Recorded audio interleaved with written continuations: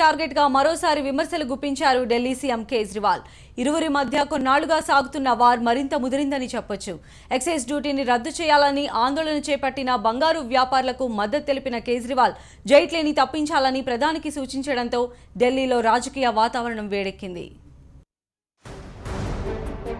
Excise సుంకాన్ని నిరసిస్తూ దేశ రాజధానిలో బంగారు వ్యాపారులు చేపట్టిన బంద్ నిరసనలకు మద్దతు తెలిపారు ఢిల్లీ సీఎం కేజ్రీవాల్.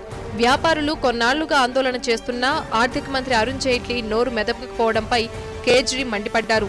మంత్రివర్గం నుంచి జైట్లీని తప్పించడంతో పాటు ట్రేడర్స్ కు మద్దతివ్వాలని ప్రధాని మోదీని కోరారు. బంగారం, వెండి అమ్మకాలపై ఎక్సైజ్ డ్యూటీని రద్దు చేయాలంటూ మార్చి 2 నుంచి ఆందోళన బాట పట్టినా ఆర్థిక మంత్రి స్పందించకపోవడం దారుణమన్నారు కేజ్రీవాల్. ఎక్సైజ్ డ్యూటీ విధించడం వల్ల బంగారం వ్యాపారంపై తీవ్ర ప్రభావం చూపుతుందన్నారు ఢిల్లీ సీఎం.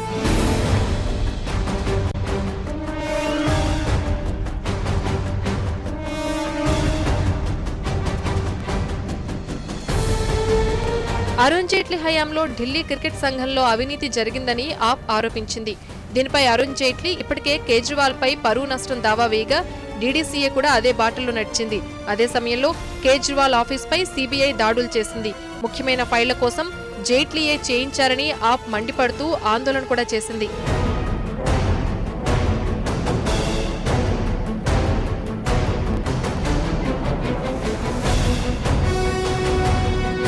మొత్తం మీద అరుణ్ జైట్లీయే టార్గెట్ గా కేజ్రీవాల్ పావులు కదుపుతున్నారు.